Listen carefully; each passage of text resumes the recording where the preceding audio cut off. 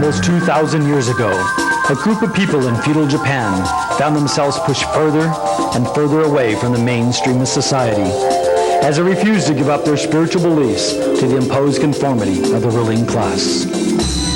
The ruling power made it illegal for common people to carry or own the deadliest weapon of the time, a finely edged sword.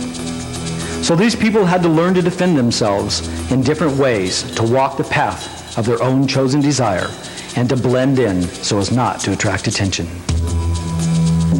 They learned survival skills so unsurpassed that the name ninja became feared by all who heard it. But the primary concern, then as now, was to live and to let live in peace and harmony so that all mankind can reach their own levels of heightened enlightenment. This Black Belt Home Study course is designed to set you on the path. Nenpo will give you the power to overcome life's obstacles by coming out on top. And the skills you will learn in this series will give you the flexibility to roll with life's everyday punches, the courage to climb above life's obstacles. Only your own discipline and perseverance can carry you through to the finish. Your goal of receiving a black belt and all that it stands for. And view life from a different perspective from that uncluttered height. And what the insights that you've gained will help you to slice through all the things that are holding you back from being all that you can be. You may find that instead of being caught up in fights that don't concern you, you can just hang out and observe. Unless, of course, you need to take action, and then who knows? You may be so dazzling they don't even know what hit them. We will study from the traditional schools of Kumugakure-ryu, Koto-ryu, Tagakure-ryu, Gyokushin-ryu, Gikan-ryu, Gyokuro, Tagagi-yoshin-ryu, Shinden-furu-ryu, Kuki-shinden-ryus of Grandmaster Masaaki Hatsumi of the Bujinkan system. I am proud to present this Black Belt Home Study course. In this last tape of the 10-tape series, Body, at the level of Shodan, you need to be able to handle not just one attacker, maybe two, maybe three.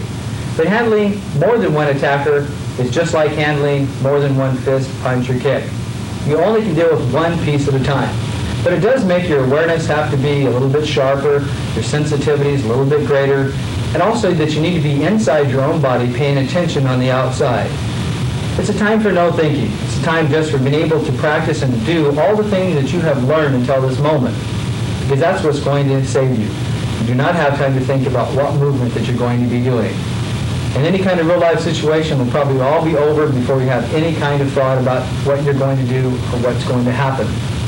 It needs to be totally natural with all of yourself, all of your body, utilizing everything that you know. So in a multiple attacker situation,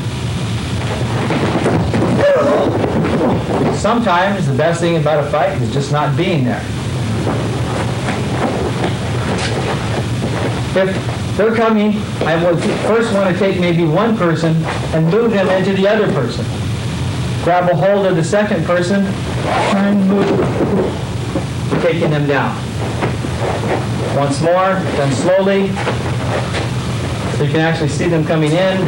I may move one person into the other person, collapsing, taking them down on each other. In dealing with multiple attackers coming on each side of you this way, but I want to be able to look straight forward and watch them out of the peripheral so I can see both of them. This is great practice and training as I just watch his hand come up. So I can see what's going to happen and who's going to move first. I also, if I move back just a little bit here, that also gives me more range and makes them change the direction in which they're coming at me. If they're coming at me here, I only need to deal with one thing at a time. They're going to get in each other's way, and I'm going to help them. So if they're coming with any kind of attack, it really doesn't matter what it is, but I can make things happen with each other. I can utilize their arms, tangling them up.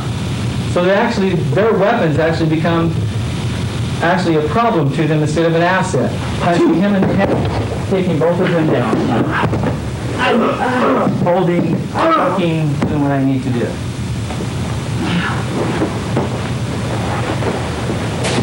If both of them are coming and attacking from the front on the same side, It's the same thing. They're both punching at the same time. I can catch both of these punches, taking them down on top of each other, finishing if necessary. I want to work on getting them in their own way. So I come here, I also can go floating down, taking control. This is if I don't want to hurt or injure them. Be reaching, grabbing, it doesn't matter what they're doing. If you get one, hit the other. Take one, take both of them. There's no real difference that if I just have one person attacking me, and they're throwing one punch and then they're throwing another punch. Now if the other person is coming, then run that in, get both of their bodies to work on both of them. It's no different if I'm having one person attack, here's one punch and they're punching again with another punch, dealing with each punch, than it is if I have two attackers come where one punches and then the other one's coming, they're punching. I'm just dealing with one at a time. And it's very easy putting their bodies together to take them down. I can kick and hit both people at the same time. Maybe if I'm not aware that there's actually an attacker behind me that comes up and grabs, and these other people start punching and attacking, that I may need to move and turn so I can finish off all of them and then safely run and get away. If I may do this.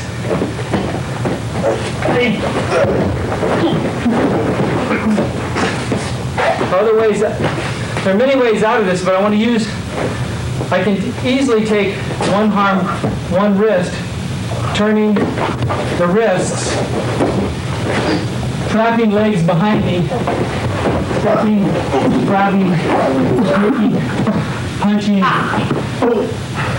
and finishing off my attackers. Okay. I could step over, taking one leg and the person off balance as my hand comes up to rotate behind, pulling this person down, turning that person, throwing them together. Okay? I can also step behind this person, throwing this person in together now, grabbing a hold. Bang, bang. Of course, the game gets stepped up just a little bit when my attackers have knives, and especially if they have intent in harming me. So we're going to keep this slow a little bit so people don't get hurt. I'm going to watch for the first person to move, but I may take and step myself in a different position that now forces, if they are attacking, that I can actually have one person cut as a blocking, disarming, taking all the knives away. So I ended up with all three blades. I want to get myself where I'm not in the middle. So I have to maybe move my body so that I'm not where they're attacking. So they have to shift. So as they shift, I can take one to trap the other. If I need to, I could finish off my attacker and escape. I'm here, this person comes around here, heading to this leg, put it up underneath, coming down. Now we're in. I'm standing here and someone's caught me from behind.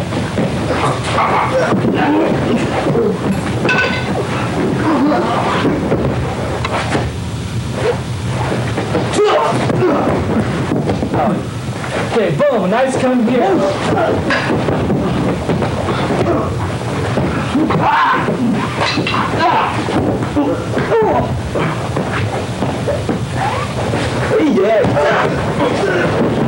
This comes around.